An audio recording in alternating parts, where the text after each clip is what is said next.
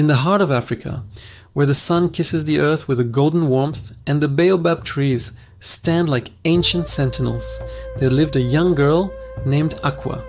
She was known throughout her village, not for her strength or her speed, but for her insatiable curiosity. Her mind was a whirlwind of questions, always asking why the sky was blue, why the river flowed in one direction, or why the fireflies lit up the night. The village elders would smile, their faces a roadmap of wrinkles, and tell her, "Patience, little one. Some answers are not found in words, but in living." One day a great drought fell upon the land. The once mighty river shrank to a muddy trickle. The crops withered in the fields, and the air grew thick with dust and worry. The village's wisest elder, a woman named Mama Essie, gathered everyone by the communal fire. Her voice, though frail, carried the weight of generations. She spoke of a legend, a story passed down from her grandmother's grandmother. The legend of the Whispering Oasis, a hidden spring of life that could only be found by one who could hear the language of the earth. Many brave warriors had tried and failed, their ears deaf to the subtle secrets of the land. Akua listened, her heart pounding like a drum. The language of the earth? What could that mean? While the strongest men in the village planned their expedition, packing spears and water skins, Akua slipped away. She didn't carry a weapon or a map. Instead, she carried her questions and an open heart. She walked toward the vast, sun-scorched savanna, determined to listen as she had never listened before. Her journey began. For the first few days, all she heard was the silence of despair, the crunch of dry leaves under her feet, the mournful whistle of the wind through skeletal trees. Doubt began to creep in. Was this foolish? Was she just a little girl, chasing a fantasy, while her village starved? She sat beneath a withered acacia tree, feeling a tear trace a path through the dust on her cheek. Just as she was about to give up, she noticed a tiny weaver bird, frantically trying to rebuild its nest with dry, brittle twigs that kept breaking. Akua watched, her own despair forgotten. The bird didn't give up. It flew off and returned with a single, long strand of spider silk, using it to bind the fragile twigs together. A small, resilient piece of life in a world of decay. Akua realized this was the first whisper. Life doesn't shout. It persists. It finds a way. Feeling a renewed sense of purpose, she continued her journey. She started to see things differently. She wasn't just walking across a dead land. She was walking through a story of survival.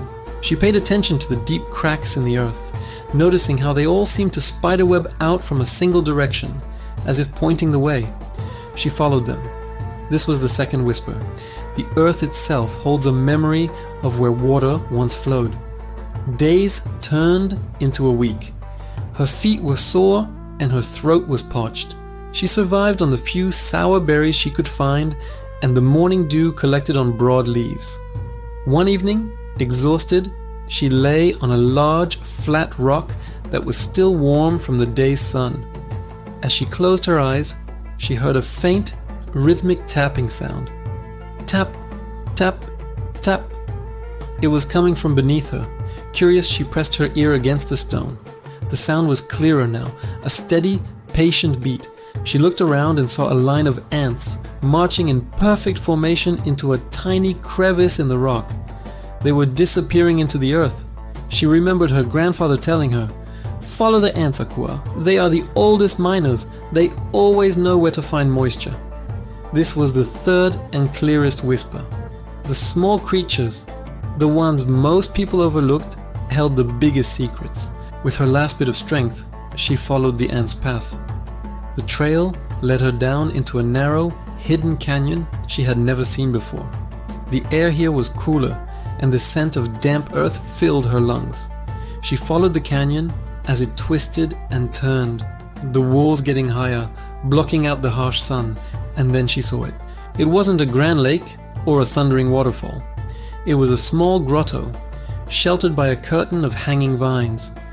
Inside, water trickled slowly from a fissure in the rock, pooling into a crystal-clear basin. The water was so pure, it shimmered in the faint light. Lush green moss covered the stones, and vibrant flowers unseen on the savannah bloomed in defiance of the drought. It was the whispering oasis. Akua knelt and drank the cool water, a blessing on her parched lips. But she didn't just drink for herself. She filled her small gourd, her mind already racing back to her village. The journey back was a blur of determination. She ran when she could, her small legs carrying the weight of her people's hope. When she stumbled back into the village, dusty and exhausted but with a full gourd and a light in her eyes, no one could believe it. She led them back, not with a map of lines and drawings, but by retelling her journey of listening. "We follow the cracks in the earth," she explained, "and listen for the ants beneath the stones. We watch the birds and see how life holds on." They followed her, the strongest warriors and the wisest elders, learning from the curious little girl. They found the whispering oasis, and with careful management, the water was enough to sustain them. They brought life back to their village, not through force, but through listening. Akua was no longer just the girl with too many questions.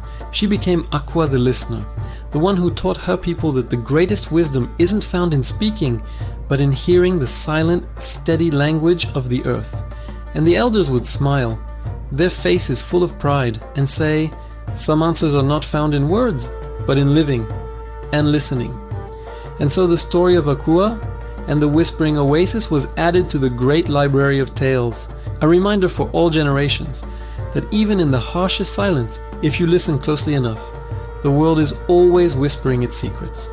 Thank you so much for joining me on this journey today.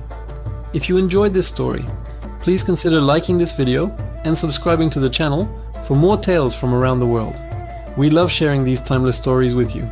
Until next time, stay curious.